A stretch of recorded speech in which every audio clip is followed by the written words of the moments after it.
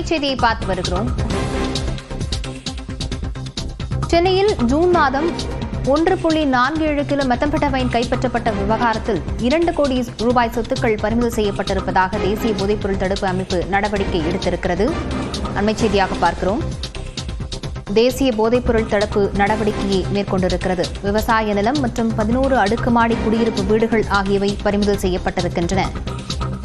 செங்குன்றம் அருகே ஒரு கடையிலிருந்து கடந்த மாதம் 1.47 கிலோ மெத்தம்பெட்டமைன் போதைப்பொருள் பறிமுதல் செய்யப்பட்டது. இது தொடர்பான வழக்கில் 1,29 லட்சம் ரூபாய் மதிப்பிலான அமெரிக்க, இலங்கை பணங்களும் பறிமுதல் செய்யப்பட்டிருக்கின்றன.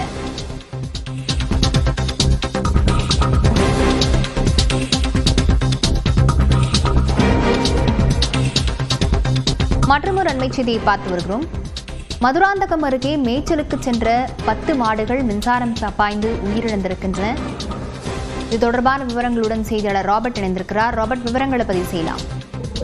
கண்டிப்பா லாவண்யா, மதுராந்தகம் அருகே பெரும்பேறு கண்டிகை மற்றும் சிறுபேறு கண்டிகை ஆகிய பகுதிகளில் அதிக அளவில் கால்நடைகள் வளர்க்கின்றன. இந்த பகுதியில பெரும்பாலும் பால் உற்பத்தியாளர்கள் அதிகம். இதனால இங்க மாடு வளர்ப்பு என்பது மிக பிரதானமான ஒன்று.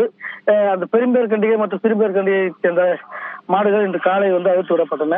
நேற்று இந்த பகுதியில் அதிக அளவில் காற்றுடன் கூடிய மழை பெய்ததனால் அங்கு அருந்து கிடந்த மின்சார வயரை மிதித்ததில் 10 மாடுகள் இதுல உயிரிழந்தது.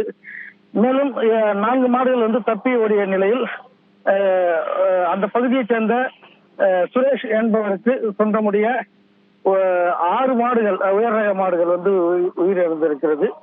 மேலும் அந்த பகுதியை சேர்ந்த மற்றும் ஒரு பொதுமக்களுடைய ஒரு 4 மாடுகள் என 6 மாடுகள் உயிரிழந்தது. இது குறித்து கால்நடைத்துறைக்கு தகவல் தெரிவிக்கப்பட்டது. மேலும் இது குறித்து கால்நடைத்துறை மற்றும் வருவாய்த்துறையினர் காவல்துறையினை விசாரணை மேற்கொண்டு வருகின்றனர். மின்வாரிய ஊழியர்கள் தற்போது அந்த பகுதியில் மின்சாரம் சரி செய்ய பணியிலும் தற்போது ஈடுபட்டு வருகின்றனர். விவரங்களுக்கு நன்றி ராபர்ட்.